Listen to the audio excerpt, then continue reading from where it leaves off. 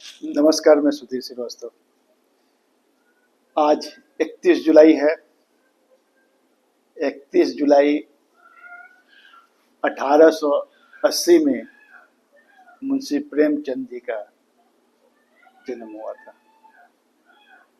आज मैं लेके आया हूँ मुंशी प्रेम जी के बारे में, और उनके बारे में अगर बताना शुरू किया जाए तो अपने आप में ही एक लेख हो जाएगा, उपन्यास हो जाएगा। इतनी लंबी चौड़ी मतलब उनकी जीवनी है, इतना उतराव चढ़ाव से भरा जीवनी है, और वो भी उस समय कितना डिफिकल्ट होगा, कितनी परेशानियां आती होंगी। तो मुंशी प्रेमचंद जी का वास्तविक नाम जो था धनपत राय श्रीवास्तव था, और वो बनारस के लहमी गांव में कायस्थ परिवार में जन्मे थे, और 1901 में साहित्यिक जीवन शुरू किया था, जब उन्होंने उर्दू में नवाब राय के नाम से लिखना शुरू किया। और उनके गुरु थे मुंशी दया नारायण निगम जी ने। बाद में उन्होंने जब इनके लेख प्रतिबंधित कर दिया गया ब्रिटिश सरकार के द्वारा, तो मुंशी प्रेमचंद ने अपने शुरुआत की दूसरे मुंशी प्रेमचंद के नाम से। उनके पिता मुंशी अजायब राय थे, जो पोस्ट ऑफिस में एक क्लर्क थे, और उनको 25 रुपये महीने वेतन था। माता का नाम आनंदी देवी था। बचपन में माता का देहांत हो गया था। मुंशी प्रेमचंद जी ने उर्दू और फारसी की शिक्षा और अंग्रेजी की शिक्षा प्राप्त की। पहला कहानी उन्होंने सोजे वतन प्रकाशित किया था, जिसे ब्रिटिश सरकार ने प्रतिबंधित कर दिया। फिर उन्होंने मुंशी प्रेमचंद के नाम से लिखना शुरू किया। प्रेमचंद के कई प्रसिद्ध उपन्यास, कहानियां और लेख लिखे। प्रेमचंद के नाम से पहला जो लेख लिखा उन्होंने 1918 में, जिसका नाम था सेवा सदन। मुंशी प्रेमचंद जी 8 अक्टूबर 1936 में इस दुनिया से चल बसे, और मृत्यु के पहले प्रगतिशील लेखक संघ के अध्यक्ष थे। प्रेमचंद को उपन्यास सम्राट के रूप में जाना जाता है, और कथा सम्राट भी कहा जाता है। लगभग 16 उपन्यास और 300 से अधिक कहानियां मुंशी प्रेमचंद जी ने लिखी। प्रेमचंद की शिक्षा उर्दू, फारसी और इंग्लिश मतलब अंग्रेजी में हुई। उन्होंने 1898 में मैट्रिक की परीक्षा पास की, और 1919 में बीए किया। उनका मुख्य जो उपन्यास रहा, बहुत चर्चित उपन्यास है, गबन, गोदान, कफन, पंच परमेश्वर। और उनके दादाजी जो मुंशी गुरु सहायलाल थे, एक पटवारी थे। अब आपको उनके वैवाहिक जीवन के बारे में थोड़ा बताते हैं। प्रेम जी ने 2 विवाह की थी। पहला विवाह उनका 15 साल की आयु में हुआ था।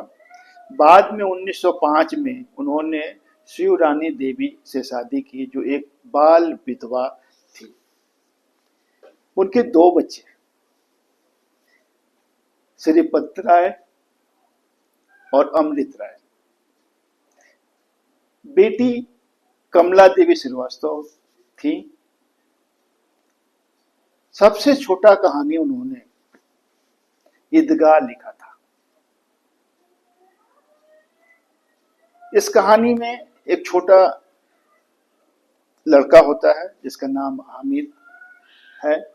ईद के मेले में जाता है और अपनी दादी के लिए चिमटा खरीद के लाता है।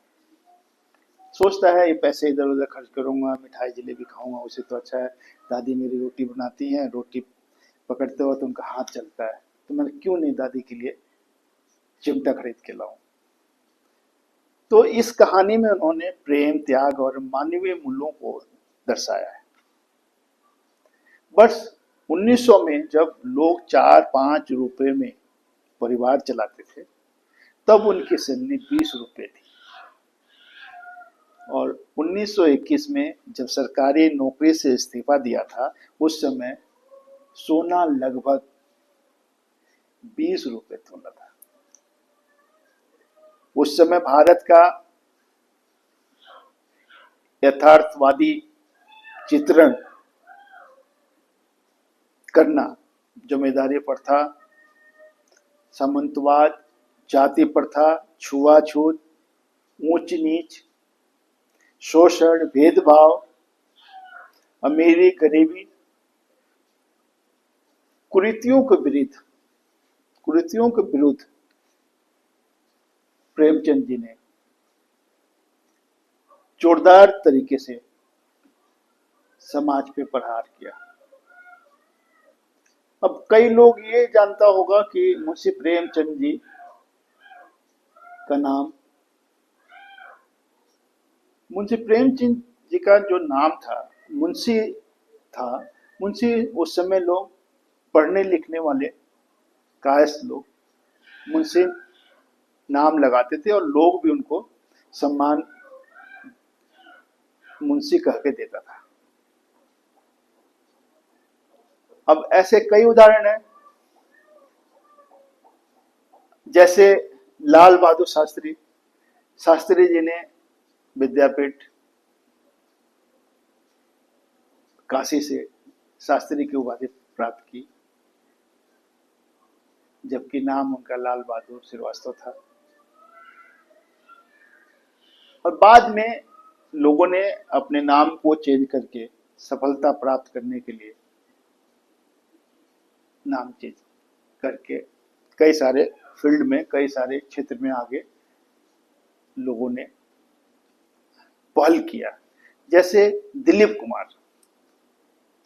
दिलीप कुमार का नाम मोहम्मद यूसुफ खान था और बाद में उन्होंने दिलीप कुमार के नाम से फिल्मी दुनिया में काम करना शुरू किया। कहा जाता है कि देवकी रानी ने इनको दिलीप कुमार के नाम रखने का सलाह दिया। तो मुंशी प्रेमचंद एक बड़ा नाम है, इतना बड़ा नाम कि आज भी बहुत सारे उपन्यास, कहानियां, लेख हम लोग के जेहन में है। नमक का दरोगा, बहुत सारे ऐसे कहानियां हैं जो उस समय इतने प्रभावशाली तरीके से। अब सोचिए कि जब अंग्रेजों ने उनको किताब पे रोक लगा दी, तो अब उनको दूसरा नाम बदल के आना पड़ा, और आने के बाद भी इतनी किताबें, उपन्यास की लिखती, कहानियों की लिखती। तो आज के दिन मैं इस सूचना को, इंफॉर्मेशन को, वास्तविकता को आप सबके सामने प्रस्तुत कर रहा हूं और उनको नमन करता हूं, मुंशी प्रेमचंद जी को। जय हिंद, जय भारत।